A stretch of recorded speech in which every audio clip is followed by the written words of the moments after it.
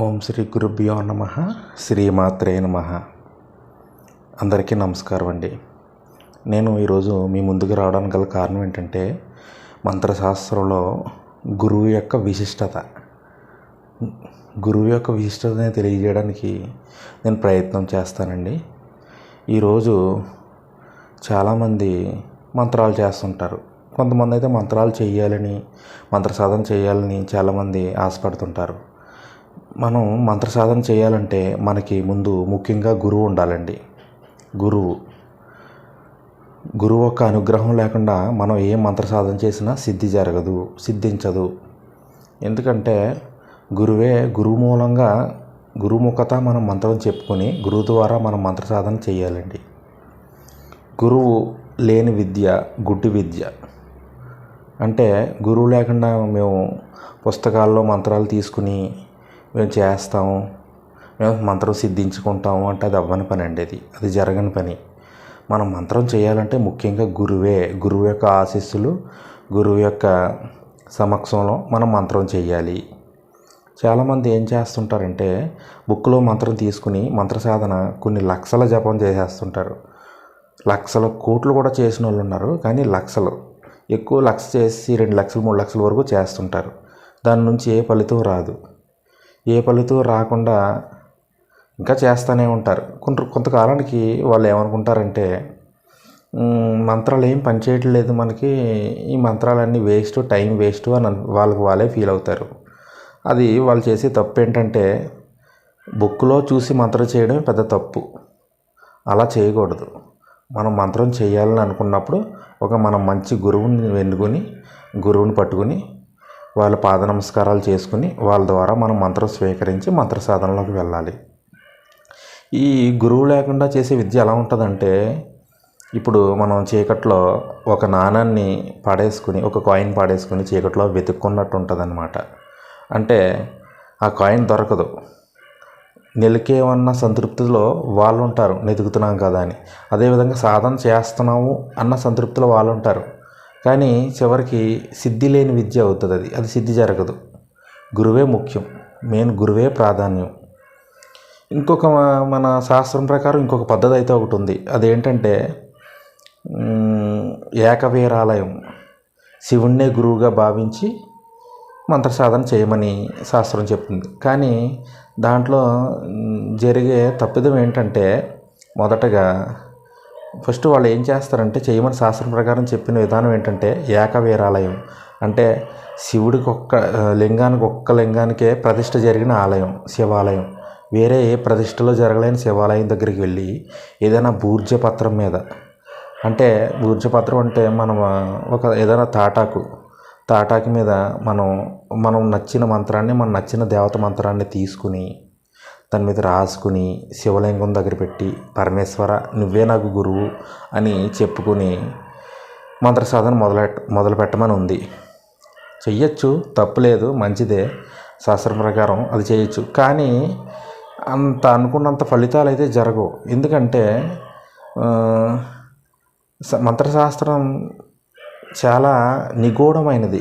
ఎన్నో రహస్యాలు దాంట్లో దాగి ఉన్నాయి. ఇప్పుడు ఒక మంత్రం తీసుకుని ఆ వ్యక్తి చేస్తున్నప్పుడు మంత్ర సాధనలో ఏదైనా అడ్డంకులు వచ్చినాయి అనుకోండి, దానికి ఎవరిని అడుగుతారు? మనం చేస్తున్నాం అనుకోండి, మనం ఎవరిని అడగగలం? మనకున్న సందేహాలుగా అయి ఉండొచ్చు, లేదంటే మంత్ర సాధనలో ఏదైనా ఇబ్బందులు, మనం ఎవరిని అడగలేము. అదే మనం ఉదాహరణకి ఏదైనా ఖాళీ మంత్రం తీసుకుని నేను ఈశ్వరుడి దగ్గర పెట్టి ఆ మంత్రాన్ని ఈశ్వరుడే గురువుగా భావించి నేను చేస్తాను అని అనుకుని చెయ్యాలంటే అది నాకు తెలిసి అనుకున్నన్ని ఫలితాలు అయితే ఇవ్వదు. ఎందుకంటే మనం మంత్ర సాధన చేస్తున్న సమయంలో ఎటువంటి ఇబ్బందులు వచ్చినా మనం ఇప్పుడు ఉదాహరణకి మన అందుబాటులో గురువు ఉన్నాడు అనుకోండి, ఆ గురువు గారిని అడిగి మనం, అయ్యా నా పరిస్థితి ఇది, నేను ఇలాంటి ఇబ్బందులు ఎదురవుతున్నాయి నాకు అని చెప్పి అడిగి దానికి తగ్గట్టు మీరు మంత్ర సాధనలో మీ సందేహాలు నివృత్తి చేసుకుని ముందుకు వెళ్ళగలరు. అందువల్ల ఈశ్వరుడి దగ్గర నేను ఇది మంత్రం పెట్టి గురువుగా భావించి నేను చేస్తాను అని అంటే అంత ప్రతికూలమైనటువంటి పరిస్థితులు అయితే రావు. ముఖ్యంగా మంత్రశాస్త్రంలో ఎవరైతే ఒక వ్యక్తి మంత్రం నేను తీసుకుందాం, మంత్ర సాధన నేను చెయ్యాలని అనుకుంటారో, గురువుని మనం కలిసినప్పుడు ఆ గురువు ఏం చేస్తారంటే మొదటగా ఆ వ్యక్తి యొక్క పేరులో మొదటి అక్షరం కానీ లేదంటే నక్షత్రాన్ని బట్టి వాళ్ళకి ఏ ఏ బీజాక్షరాలు అరవణం అవుతాయో చూసి ఆ యొక్క మంత్రంలో ఆ బీజాక్షరాలను కలిపి మంత్రాన్ని అయితే ఇస్తాడు. ఎందుకంటే అన్ని బీజాక్షరాలు ఆ వ్యక్తికి అరవణం కావు. పేరుని బట్టి ఒక్కొక్క బీజాక్షరం ఉంటుంది.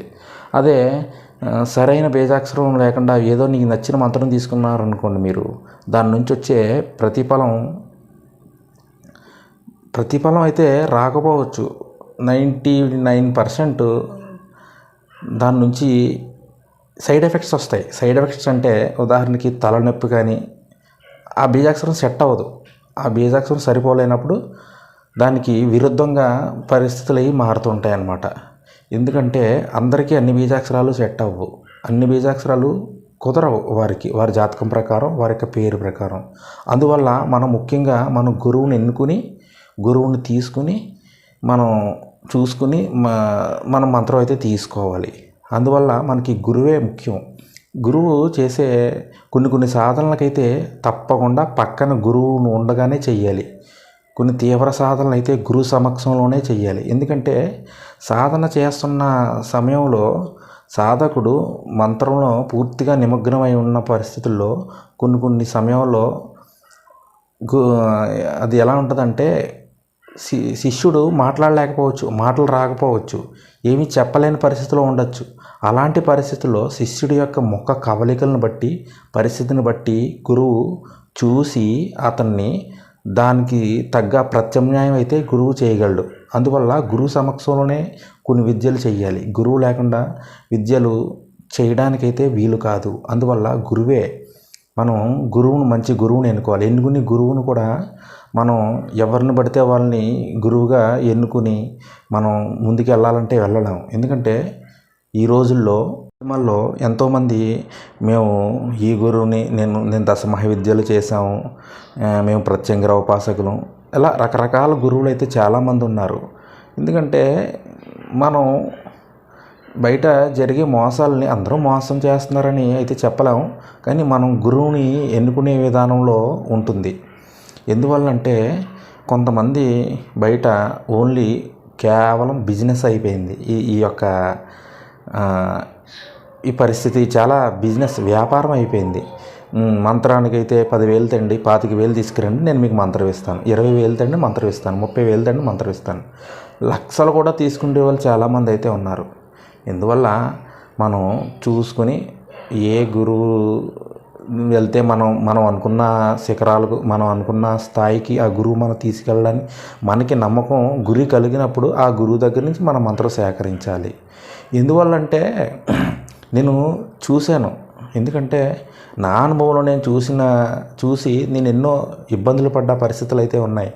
ఎందుకంటే ఎంతో డబ్బు వృధా చేసి తిరిగి నా సాధన ప్రథమ రోజుల్లో అన్నమాట నేను చెప్తున్నాను. తిరిగి అలసిపోయి సమయం వృధా అయిపోయింది, డబ్బు వృధా అయిపోయింది. ఎంతో దారుణమైన పరిస్థితులు నేనైతే చూశాను. అందువల్ల నేను ఈరోజు మీకు ఈ విషయాలన్నీ నేను చెప్తున్నాను. ఎందుకంటే గురువుని బట్టే మన యొక్క మంత్ర సాధన, మన యొక్క జీవితం ఆధారపడి ఉంటుంది. ఎందుకంటే ఉదాహరణకి మీకు ఒక ఎగ్జాంపుల్ చెప్తాను, చిన్న ఎగ్జాంపుల్. అదేంటంటే మనం ఒక గురువు దగ్గర నుంచి మనం మంత్రం తీసుకుంటున్నామంటే మనం గురువుని పరిశీలించి తీసుకోవడం అంటే గురువు గురించి బయట ఎంక్వైరీ చేసి వీళ్ళని అడిగి తీసుకోవడం కదా. మన కంటితో మనం చూసి పరిశీలించాలి, అంతే, పరీక్షించకూడదు. మనం పరిశీలించి తీసుకోవాలి. ఎందుకంటే అందరు గురువులు ఈశ్వరుడితో సమానమే. కానీ ఏంటంటే మనము ఎంచుకునే మార్గాన్ని బట్టి, మనం ఎంచుకునే మంత్రాలను బట్టి, మన యొక్క మనస్థితిని బట్టి మనకి గురువు దొరకాలి.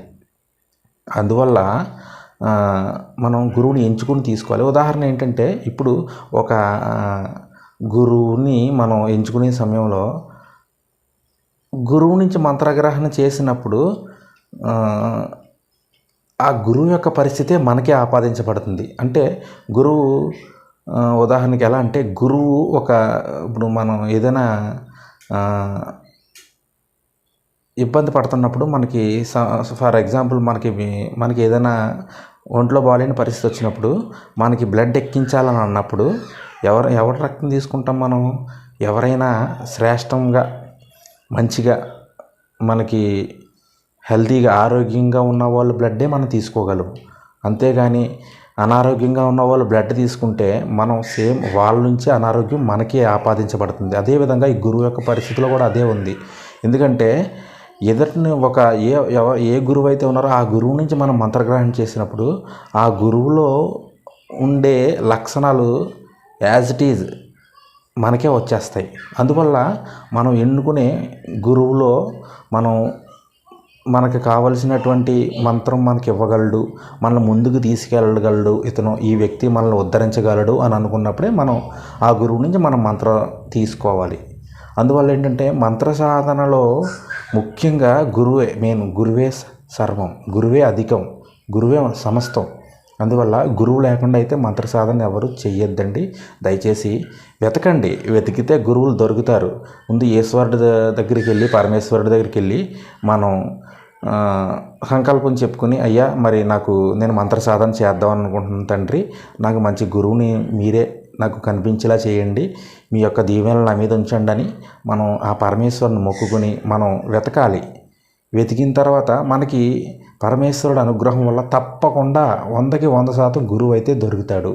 ఇంకా లేదు నాకెవరో నచ్చట్లేదు దొరికినా అని అనుకున్నప్పుడు చెప్పాను కదా, శాస్త్రం ప్రకారం మనం నచ్చిన గురువు దొరకలేనప్పుడు మన యొక్క ఇష్టమైన మంత్రాన్ని తీసుకుని పరమేశ్వరుడి దగ్గర పెట్టిన పరమేశ్వరుడే గురువుగా భావించి మనం ముందుకు వెళ్ళచ్చు. దానివల్ల ఒకవేళ ఏదైనా ఇబ్బందులు వచ్చినప్పుడు ఆటోమేటిక్గా ఈశ్వరుడే మీకు దారి చూపిస్తాడు. అందువల్ల గురువే సర్వస్వం. గురువుని ఎంచుకోండి. మీ యొక్క జీవితంలో ఉన్న ఇబ్బందులను తొలగించుకోవడానికి మంత్ర సాధనలోకి రండి. మంత్ర సాధన చేస్తున్నప్పుడు మీ యొక్క మంత్ర సాధన చేయకముందు, మంత్ర సాధనలు చేసిన తర్వాత మీ యొక్క జీవితాన్ని చూసుకోండి. చూసుకున్న తర్వాత మీకే తెలుస్తుంది. ఎందుకంటే నాకైతే నేను చాలా ఇబ్బందులు పడ్డాను గురువు విషయంలో. గురువులు వెనకాల తిరిగి ఏ టైంకి రమ్మంటే ఆ టైంకి వెళ్ళడం, పరిగెట్టడం, రాత్రి లేదు పగల లేదు వెళ్ళి నేను నేర్చుకున్న విద్యలు ఈరోజు మీకు నేను ఒక్కొక్కటి నేను ఎలాంటి పరిస్థితుల్లో నేర్చుకుని మీకు చెప్తానన్నమాట. గురువే ప్రాముఖ్యత. అర్థమైంది కదండి. గురువుని కోసం వెతకండి. వెతికితే తప్పకుండా మీకు గురువు లభిస్తాడు. మీకు ఏమైనా సమస్యలు ఉన్నా, ఏమున్నా, మీకు ఏమైనా సందేహాలు ఉన్నా నన్ను కామెంట్ రూపంలో అడగచ్చు. నేను నాకు తెలిసినంత మట్టికి నేను మీకు తెలియజేస్తాను. అలానే నాకు ఏదో మొత్తం తెలిసేసు నేనేదో పెద్ద పండితుడిని అని అయితే నేను చెప్పుకోను. నాకు ఏదో ఆవగింజంతలో కూడా ఇంకా తక్కువే తెలుసు నాకు. కానీ నాకు తెలిసింది నేను మీకు చెప్పడానికి ప్రయత్నిస్తాను. ఎందుకంటే ఈ రోజుల్లో ఏమీ తెలియని వాళ్ళు అయితే చాలామంది ఉన్నారు.